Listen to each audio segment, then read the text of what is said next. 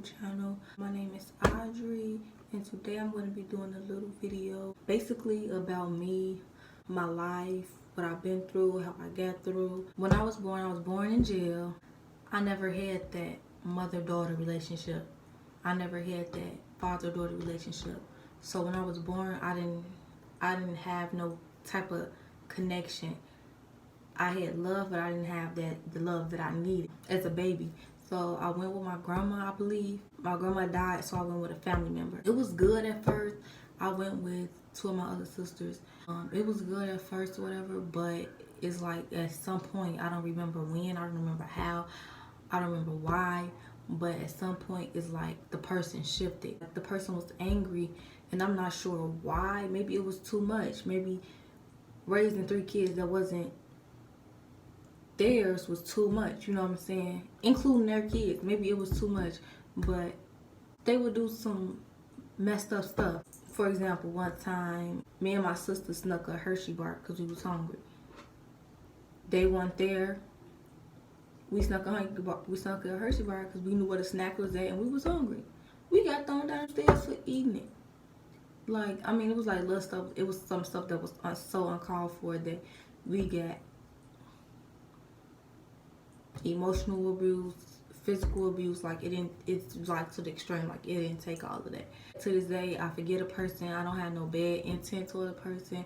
I don't have no hatred towards the person. I love the person. If that person is in a bad situation today and I have it, I will give it to that person. After that, I guess the person got tired of us. They gave it to our mama, which we wasn't supposed to be with our mama at all. The court stated we was not supposed to be with our mama because our mama did drugs. Me and my other 2 sisters went with our mom. We was in this, she lived in Indiana in this little apartment. We was in the front room, literally in the front room, a bed in the front room. The front room was our room. And my sister and my mom got into an altercation. I guess she found the journal or something, but I low-key snitched, told that she had the journal, which I feel like it was my fault that we got sent away, but it was for the best. Yeah, they got into a fight. My sister went to school. They asked her questions, I guess, or she told them what happened. I don't know. The people coming at our door asking for paper stating that we could be there at my mama's house and stuff like that. My mama didn't have it. They took us away. Went to the Carmelite home. I was like 10 or something like that. I was there for 2 freaking years. It was a group home. Like, what 10-year-old wants to be in a group home? It was just like challenging, like going to school and seeing other people like on family days and stuff like that. Like when they had little things after school with family and stuff. I didn't have that. I was there with nuns, real life nuns. Like nuns with the stuff over their head, dresses, all that type of stuff like that. Like I was there with them type of people. It was hard going to school and stuff and knowing the predicament I was in. It was kind of saddening, like it was depressing. At the Carmelite home, I had the nuns. I think all of them was white. And like, let's be honest, they bring attention. They'll know that I'm not my parents. They be like, Audrey, who is that? And stuff like that. And then that mean I have to go into detail about where I'm at. I'm in a group home and all this. There's 9 of us. My oldest sister got me and my other sister. And she took care of us. My other sister left. And I was there by myself. By being with her, it was just such a changing experience. The way that she handled me, the love that she showed me, like she treated me like I was her own kid. And that was something new for me. I just appreciate her to this day, and I love her. Like, I would do anything for her. She just took us in when nobody was there to take us in. She was there when nobody was there. She showed us love when people turned their back on us. Well, on me, I can only speak for myself. When I did wrong, when I was rebellious, she still was there. Like, she never gave up on me. And I went with her from like 12 years old to high school. I was around people who didn't have my best interests at heart. I had to cut people off, and that's one thing I am good at. Cutting people off. If you mean me no good, if I feel like in my heart that you are not genuine, or that you don't genuinely care for me, or that you don't mean no good for me, I'm going to cut you off because I feel like you just wasting my time. From high school, I went straight to college. This was my time for freedom. This was the time I could have did exactly what I wanted to do. So yeah, I did make some mistakes. I started off real good and stuff like that, but then I just got sidetracked. In my head, I was like, I'm finally grown. Like, I can do what I want. I wasn't doing what I was supposed to do in school. I had to leave school.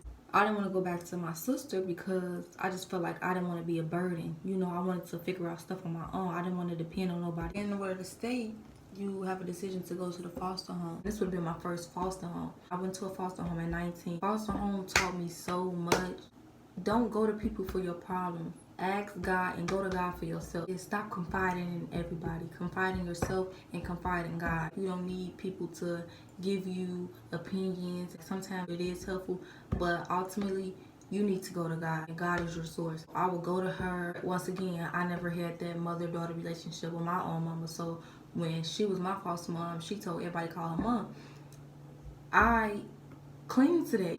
In my head, this is my second mom. Like, she made it seem like she was one way, but when you live with somebody, you get to know them. You see their true color. Me confiding in her, putting her on that pedestal like she's my mom, she took advantage of that. She saw the little girl in me. She saw the hurt in me. She saw the pain in me and all that, and she used it and she manipulated it and used it to her advantage. She would do that with all the girls. 3-bedroom house. They had their room, and it was 2 bedrooms. One bedroom had a bunk bed, and the other bedroom had a bunk bed and a twin size mattress on the floor. 5 girls in 2 rooms. When you in the system, they don't care.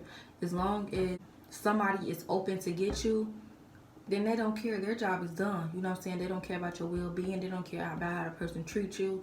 None of that. After I went with her, I started to get to know myself better. I started finding myself.